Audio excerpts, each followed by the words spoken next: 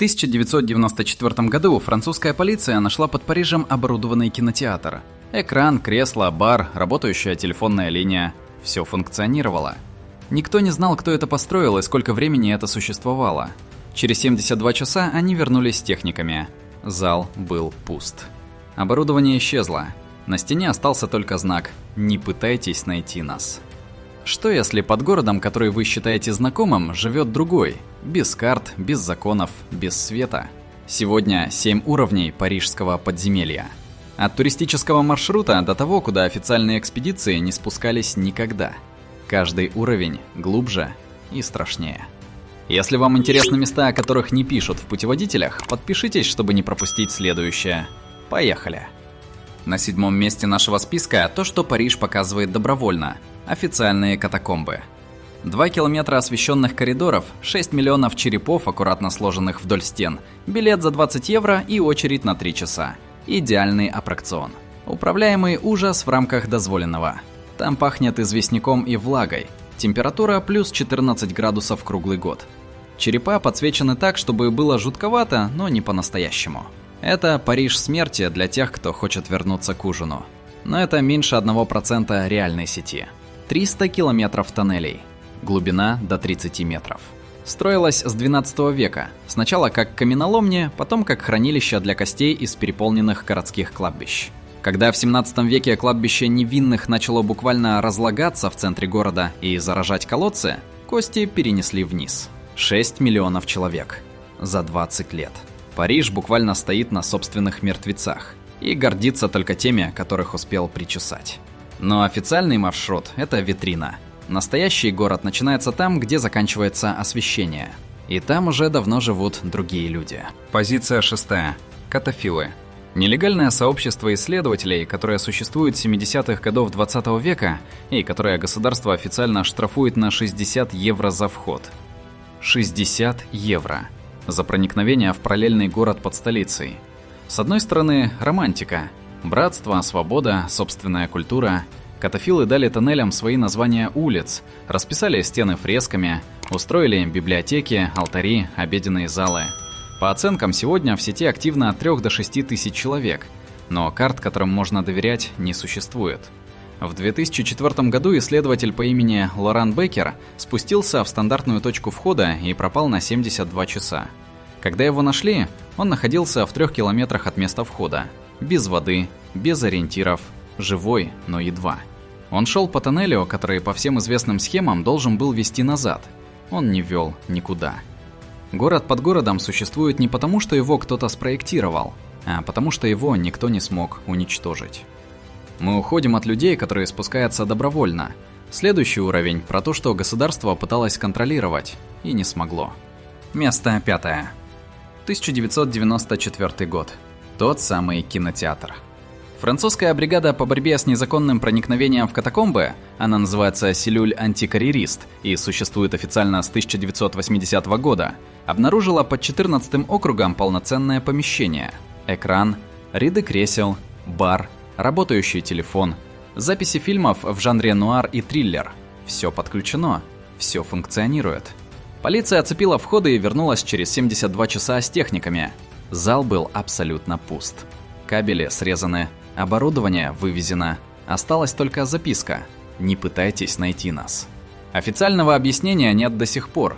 Селюль антикарьерист патрулирует сеть уже 40 с лишним лет. По собственным данным, контролирует меньше трети реального пространства. Когда государство не может найти кинотеатр под собственной столицей, это не провал безопасности. Это философский вопрос о том, что вообще значит контролировать территорию. Ниже уже не культура и не романтика. Ниже – физика. 4 место. Провалы грунта. Парижские бульвары выглядят вечными. Идеальный асфальт, платаны, кафе с плетеными стульями, открытки в каждую сторону. Под некоторыми кварталами пустоты высотой до 8 метров. С 18 века зафиксировано более 300 случаев обрушения грунта. Последний крупный – 2021 год, улица Минильмонтан. Воронка диаметром 4 метра открылась в асфальте за несколько минут. Инспекция катакомб, организация под названием IGC, ведет мониторинг 7 тысяч зданий в зоне риска. 7 тысяч зданий в одном городе. Часть тоннелей была укреплена еще в 18 веке. часть – никогда. И никто точно не знает, какая именно. Париж – это город, который в буквальном смысле может исчезнуть под собой. Просто очень медленно и очень элегантно. Но геология – это хотя бы честно. Следующий уровень про то, что люди намеренно спрятали. Третье место. Военные объекты. Официальная версия. Старые технические тоннели. Ничего интересного. Во Вторую мировую войну немецкий штаб располагался под улицей Сен-Пьер. Параллельно, в 200 метрах, работал штаб французского сопротивления. Несколько месяцев они не знали друг о друге.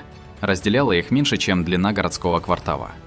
В 2008 году группа катофилов случайно вскрыла замурованный коридор и обнаружила немецкое военное оборудование, нетронутое с 1944 года. Ящики, кабели, документы в пыли. Часть этих объектов сегодня действующая инфраструктура. Какая именно, не публикуется. История войны буквально замурована под туристическими маршрутами, иногда в прямом смысле. Это третье место, но не последнее. Второе место. Люди, которые не поднимаются.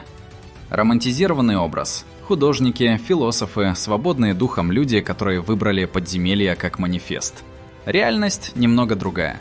По данным Парижской муниципальной службы, ежегодно фиксируется от 20 до 40 случаев, когда людей приходится искать под землей. Часть из них – не заблудившиеся туристы, часть спустилась намеренно и не планировала возвращаться в ближайшее время. Плюс 14 градусов круглый год. Без света, без мобильной связи, полная тишина, прерываемая только звуком капающей воды. Есть люди, для которых это не приключение, это адрес. Париж – единственная столица мира, где можно буквально выпасть из общества, просто спустившись в люк. Без билета, без документов, просто вниз. Кстати, источники и документация в описании, если хотите проверить факты самостоятельно. Это второе место.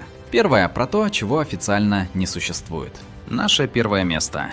Уровень, которого нет ни на одной карте. Официальная версия.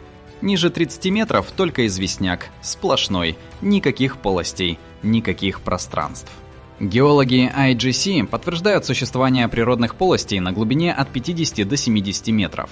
Часть из них размером с концертный зал. Ни одна официальная экспедиция туда не спускалась.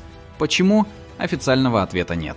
В 2012 году спелеолог Филипп Рюссо провел несанкционированную экспедицию и достиг отметки минус 52 метра. Вернулся через 18 часов. Отказался публично описывать увиденное. Сказал только одно. Там есть следы, которым не меньше 100 лет. И они ведут вниз. Вниз, не обратно. Париж потратил века на то, чтобы стать самым красивым городом мира. Открытки, мосты, огни. И все это время под ним рос другой город. Без архитекторов, без мэра, без туристических буклетов. Просто рос сам по себе. Два города. Один для открыток, другой для тех, кто не боится темноты. 7 уровней. Черепа за стеклом за 20 евро. Исчезнувший кинотеатр с запиской на стене. Немецкое оборудование в пыли 1944 года. Люк в асфальте как единственный адрес. Следы на глубине 52 метров, которые ведут вниз. Под каждым городом, который считает себя цивилизованным, есть версия без правил. Париж просто честнее остальных. Свою версию он не замуровал до конца. Самый безопасный способ исследовать все это – купить билет за 20 евро, отстоять очередь и сфотографировать чужой череп. Вы увидите ровно 1% истории. Выбор, как всегда, за вами.